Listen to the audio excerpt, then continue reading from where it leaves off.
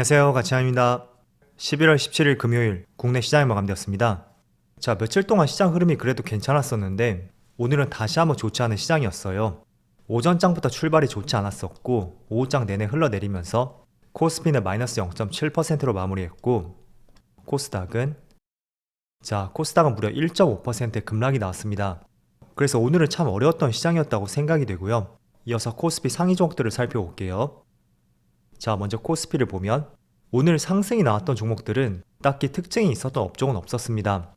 다 1% 안쪽의 상승이었고 반대로 조금은 눈여겨볼 수 있는 것은 2차전지 관련주였죠. 오늘 다시 한번 좋지 않은 흐름이 나왔어요. 대체적으로 2% 이상의 급락이 나왔었고 그리고 반도체 쪽은 물론 반도체도 그렇게 흐름은 좋지 않았습니다. 하지만 2차전지에 비해서는 그나마 조금은 양호했었다고 생각이 되고요. 또 코스닥도 보시면 에코프로 그룹주의 급락이 있었고 LNF도 마찬가지였죠. 그리고 엔터 기업들 JYP하고 SM 이쪽에서 오늘 한 차례 급락이 나왔습니다. 그리고 로봇 관련주도 그렇게 썩 좋은 흐름은 아니었습니다. 그래서 오늘 코스닥 쪽은 대부분의 업종들이 급락이 나왔었고 참 오늘은 어려웠던 하루였던 것 같습니다. 그리고 코스피의 수급을 살펴보면 오늘은 기관과 외국인의 양매도가 나왔어요. 하지만 외국인의 규모를 보면 소폭의 순매도가 나왔었고 기관만 2,400억가량의 많은 순매도가 나왔습니다. 그래서 과거에 많은 매세가 들어왔던 만큼 그거에 비한다면 그렇게 많다고는 생각은 되지 않고요. 그리고 코스닥은 반대로 코스닥 쪽에서는 기관과 외국인의 많은 순매도가 나왔습니다. 자, 반면에 삼성전자를 보면 외국인은 코스피 전체 순매도로 잡혔지만 이 종목은 2천억가량의 많은 순매수가 들어왔어요. 그리고 기관은 많은 순매도는 아니었죠. 그리고 SK하이닉스 물론 하이닉스는 오늘 기관과 외국인의 양매도가 나왔지만 과거 매수 규모에 비해서는 결코 많은 순매도는 아니라고 생각이 되고요.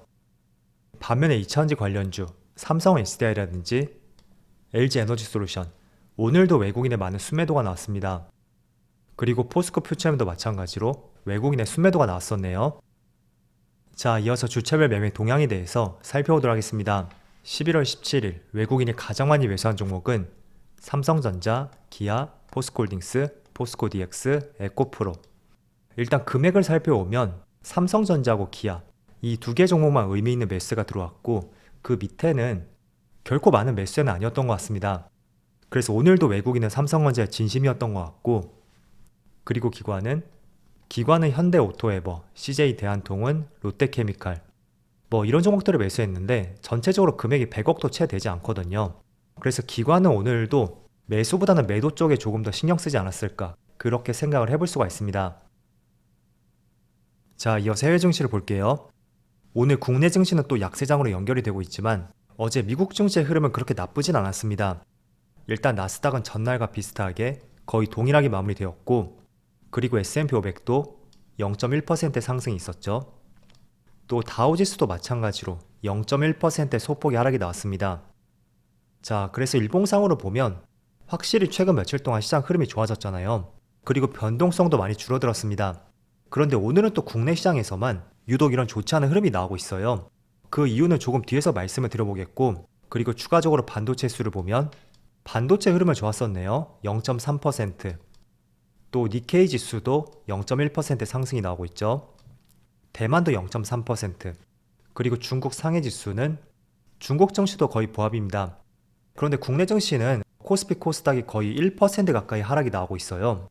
일단은 국내 시장만의 어떤 특별한 이슈가 나왔던 것은 아니었습니다. 그렇지만 제가 조금은 추측을 해본다면 오늘 전체적으로 2차전지 관련주가 그 중에서도 낙폭이 가장 크게 나오고 있습니다. 우리나라 산업 비중에 있어서 반도체, 제약바이오 그리고 세 번째로 많은 비중을 차지하는 것이 바로 2차전지죠.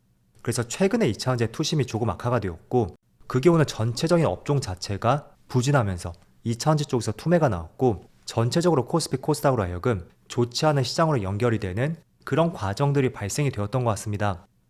자, 그래서 지금 아시아권 시장의 흐름도 괜찮고요. 또 장중에 나스닥 선물지수의 흐름을 봐도 그렇게 흐름이 나쁘진 않거든요.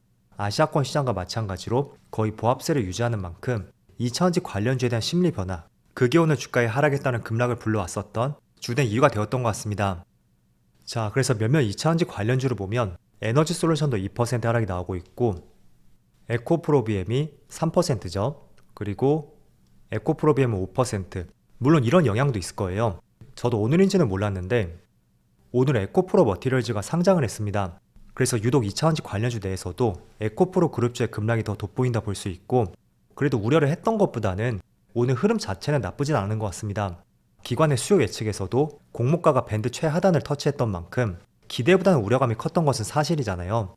하지만 공모가를 상회하는 흐름이 나오고 있고, 아직 종가까지는 2시간 정도 남았기 때문에 추가적으로 급락이 나올지 또는 상승이 나올지 아니면 지금 가격대에서 마무리가 될지 거기까지는 알 수는 없습니다. 하지만 에코프로 머티리얼즈가 오늘 상장을 함에 따라서 특히 에코프로 그룹주의 급락이 나오고 있고, 이런 부분은 며칠간 노이즈가 조금 더 이어질 것 같아요. 그래서 에코프로 그룹주를 보유하신 분들이라면 에코프로 머티리얼즈의 흐름을 계속 관찰해 보시고요. 자, 그리고 어제 미국장에서는 테슬라의 주가가 조금씩 반등이 나왔다면 어제만큼은 4% 급락이 나왔습니다. 일단 테슬라만의 특별한 이슈가 있었던 것은 아니에요. 그런데 4% 급락이 나온 것은 국제유가 하락과 연관이 있지 않을까, 저는 그렇게 생각이 됩니다. 일단 어제 미국 시장의 흐름도 나쁘지 않았었고, 그럼에도 불구하고 유독 테슬라의 주가만 4% 급락이 나온 것은 국제유가와 연관성이 있다고 생각이 돼요. 자, 어제만 무려 국제유가가 5% 급락이 나왔거든요. 일단 어제 미국의 에너지정보청에서 미국의 원유 재고가 지난주에 비해서 360만 배럴 증가했다, 이렇게 밝혔습니다. 그래서 지금 시장에서는 원유가 계속 증가를 한다는 것은 그만큼 사용하는 주체가 줄어들고 있다, 그렇게 해석을 하는 것 같고, 그렇다는 것은 경기 둔화에 대한 우려감이 조금씩 커지고 있다고 볼 수 있습니다. 그리고 이제 미국에서 신규 실업보험 청구자 수가 23만 명이 증가하면서 3개월 만에 최대치를 기록했다는 발표도 있었습니다. 그래서 원유의 재고가 증가했고 또 실업보험 청구자 수가 증가했다, 이거는 경기 둔화에 대해서 시장의 우려감을 나타내고 있는 것 같습니다. 자, 그렇다면 대부분의 빅테크 관련주들 같이 연동되어 움직임이 나올 가능성이 있잖아요. 하지만 조금 더 민감하게 반응을 하는 것은 전기차 관련주들. 전기차 관련주는 예전부터 꾸준히 업황이 좋지 않을 것이라는 전망들이 계속 나오고 있었습니다. 물론 다른 업종도 마찬가지였겠지만 가장 크고 민감하게 반응을 했던 것이었고, 그런 상황에서 이런 내용들이 나오면서 어제 테슬라의 급락이 나왔었고, 오늘 국내 시장에도 2차원지 관련주에 많은 투매가 나오고 있는 하나의 이유가 되는 것 같습니다. 그래서 2차원지 관련주는 당연히 시장이 나아가야 되는 방향이겠죠. 하지만 그거는 길게 봤을 때 상황이고, 조금은 단기적인 시각으로 본다면 최소한 내년 상반기까지 일단 업황이라든지 바라보는 시각 자체는 결코 좋지 않습니다.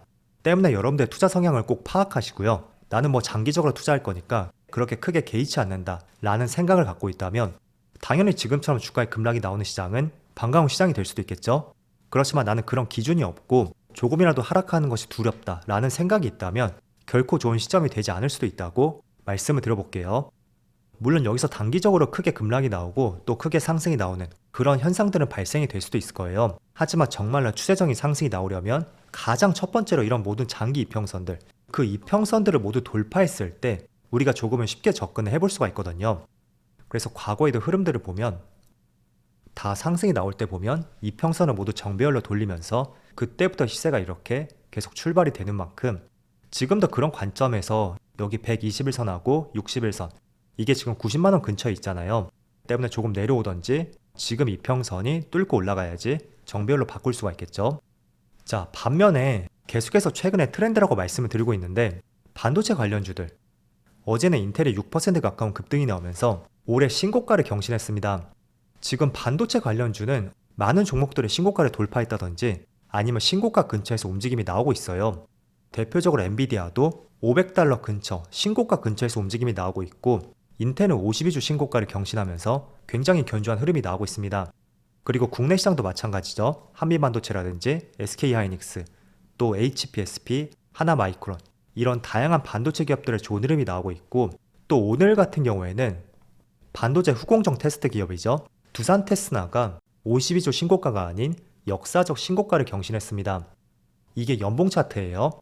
그래서 지금 가격은 역사상 신고가를 기록했고 많은 반도체 관련주들이 이런 흐름을 보여주고 있잖아요. 그래서 저는 지금 전략을 세울 때 지금의 최우선 업종은 반도체라고 생각이 되고요. 그리고 반도체 시세가 조금은 끝날 때쯤에 그때 2차원지가 본격적으로 시세를 분출하지 않을까, 그런 생각도 한편으로 하고 있습니다. 어쨌든 시장에 통용되는 자금들은 한정적일 수밖에 없고 반도체가 올라간다는 것은 그만큼 많은 자금을 필요로 하잖아요. 그럼 분명히 제약 바이오 쪽이라든지 2차전지 쪽, 그쪽에서 일부 자금들이 흘러들어갈 가능성이 있으니까 한번 그런 점들도 생각을 해보신다면 좋을 것 같습니다. 그래서 지금 시장을 평가하는 것은 정말 반도체를 빼놓고 말할 수는 없는 것 같고요. 아마 다음 주도 그런 현상들이 지속될 것으로 전망이 되니까 이 점은 참조를 해보시면 좋을 것 같아요. 자, 그리고 마지막 이슈로 어제 뉴스를 보셨을 거예요. 공매도 담보 비율과 상환 기간을 모두 통일하겠다는 발표가 나왔습니다. 개인들이 가장 크게 지적했던 것 중에 하나가 외국인들의 공매도 상환 기간이었어요. 개인은 90일 정도로 한정이 되어 있다면 기관과 외국인은 1년 단위로 연장이 가능했잖아요. 그래서 그런 차이점들이 있었고 그런 부분을 지적을 했었는데 아직 확정 발표는 아니지만 상환 기간을 통일하겠다는 이런 발표가 나왔습니다. 그리고 외부적으로 무차입 공매도를 실시간으로 판단할 수 있는 전산 시스템도 도입을 하겠다는 이런 발표도 있었어요. 자, 그런데 이런 제도가 모두 적용이 되려면 상당한 시일이 걸릴 수가 있습니다. 지금 알려져 있는 것은 못해도 내년 하반기는 돼야 된다, 이렇게 보고 있더라고요. 그래서 일단은 개인들이 투자할 수 있는 좋은 환경이 조성이 되는 것은 맞다고 생각이 되지만 정말로 이런 게 시스템으로 구축이 되고 적용이 되기까지는 아직까지는 상당한 시간이 필요하다, 그 점을 기억을 해보시면서 투자할 때 꼭 고려를 해보셨으면 좋겠어요. 자, 오늘부터 날씨가 정말 쌀쌀해진 것 같아요. 아무리 날씨가 쌀쌀하다고 해도 시장이 좋다면 그런 것도 다 이겨낼 수가 있겠죠. 그래서 다음 주에는 맑은 시장을 기대해보면서 오늘 영상 마치도록 하겠습니다. 자, 그럼 편안한 주말 되시고요. 저는 다음 주 월요일 영상에서 다시 찾아뵙도록 하겠습니다. 감사합니다.